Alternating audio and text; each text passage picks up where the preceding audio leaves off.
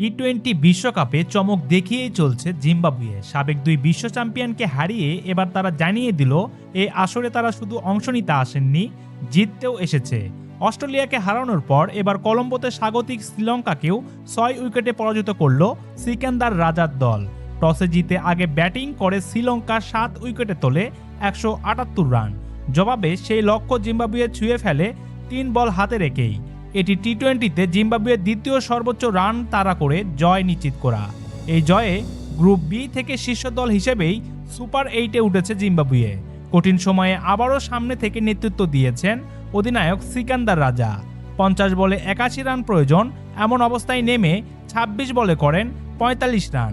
তার ইনিংসেই ম্যাচের ভিত গড়ে যায়। যখন তিনি আউট হন তখন জয়ের জন্য দরকার ছিল 10 বলে 12 রান। পরের 4 বলে আসে মাত্র 2 রান। শেষ ওভারে প্রয়োজন পড়ে মাত্র 8 রান। সেই ওভারের প্রথম বলে টনি মুনিয়ঙ্গারের ছক্কায় কার্যত নিশ্চিত হয়ে যায় জিম্বাবুয়ের জয়। ওপেনার ব্রায়ান বেনেট খেলেছেন অপরাজিত 63 রানের ইনিংস। 48 বলে তিনি করেন 63 রান। আগের ম্যাচেও তিনি ছিলেন অপরাজিত 64 রানে। তাদি ওয়ানাসে মারুমানি করেন 26 বলে 34 রান, আর রায়ান বাল 12 বলে যোগ করেন 23 রান। শ্রীলঙ্কার হয়ে পাতুম নিসাঙ্কা করেন 62 রান। শুরুটা দারুণ হলেও মাঝের ওভারগুলোতে গতি হারায় তারা। বল হাতে গ্রায়েম ক্রেমার নেন 27 রানে 2টি উইকেট। দুই সাবেক চ্যাম্পিয়নকে হারিয়ে জিম্বাবুয়ে এখন আত্মবিশ্বাসে উজ্জ্বল হয়ে উঠেছে।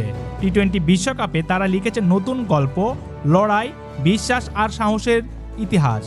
সম্মানিত ভিউয়ার্স, আপনার কি মনে হয় জিম্বাবুয়ে এমন জয়ের ধারাবাহিকতায় এগিয়ে যাচ্ছে? তারা কি বিশ্বকাপের সেমিফাইনাল অথবা ফাইনাল খেলতে পারবে? এ বিষয়ে আপনার মতামত কি? অবশ্যই ভিডিওর নিচে কমেন্ট করে জানাবেন। ভিডিওটি ভালো লাগলে একটি লাইক দিয়ে আমাদের চ্যানেলটি সাবস্ক্রাইব করে রাখবেন।